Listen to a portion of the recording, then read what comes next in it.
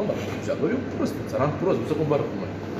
Eu știu treaba asta, dar și ce era că e modest țigan. Nu știu, că ai avut un fight-ul ăla, dar nu mi s-a părut mie că... Bă, era modest gen în emisiune, dar în afară nu Știu, țiganul încearcă, dar încearcă prost, că n-are calitate, n-are nimic. E ce spune mie, fie de... Știi unde stau? Ai văzut pe Coscolo mereu pe canapea? Acolo era locul lui. Da. Știi? Că tu știi că ai fost cu el. Da. Fie și vine el atunci și stăm așa, cu stai cu tine, înțeles? Da. Și o să pun aici. Eu voia să stai aici, la locul lui. Aici era locul lui. Unde stai tu? S-a pus, dar vreau să stai aici, unde stăteam eu. Dar nu știu că e nicăieri, frate, că e locul ăla. Știi unde stai eu? Vezi, doamne, el, dar cum m-a respectat pe noi și m-a luat așa un pic, stai că ăsta nu e frate. Nu știu când noi la vorbă și vine și ce, frate, mută de tu aici, că acolo e locul meu. Și ce mă cum să mut? Unde scrie că e locul? Sunt oaspete, trebuie să mă primești ca pe oaspete, ca oameni de casă. O redă, nu știu ce el, nu știu ce el. Da, mă, frate, nu, zic, dar tu trebuie să mă primești ca un și zic, hai mă, gata, mă, hai, gata.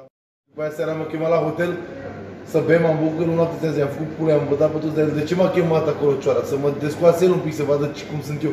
Știi ce mi-e în cameră? Bă, frate, el aia te place, că am văzut. Și cum mi-a zis, dacă tu convin pe aia e regina, tu câștigi sezonul ăsta. Așa mi-a zis. Și Marius era martor, Filip era martor, tu nu erai în casă. Ion era martor ăla. Toată lumea știe, de-aia sunt frustrat cu mine, că ei știu. Că dacă mă combina cu el, eu câștigat sezonul. Bă, ești nebun. Pe toată lumea, toți ăia care nu suportă cu jadora ei, îmi dădeau mesaje de alea, ce bărbat frumos, ce bine ești, ce bine te poți cu el. M-a luat cap până și am dat o penă în cap. Dacă eram bine cu ăla, eram de partea rău, dar mă doar în proprie de emisiune, Sergiu. Eu... Trebuie să-i faci, că acum mai bine îmi bași pula negre. Tocmai, eu nu sunt ca ăștia, frate. Eu nu pot. Tu-ai văzut ce ai făcut Bianca lui Livian, ce justiție de asta? Cu ăsta? Flirturile alea și toate alea și făcea Livian pe mine, scoteți-mă din cald, eu mă afară, nu mai pot. Ai zis că se enervează și că gata, pentru noi emisiunea s-a terminat.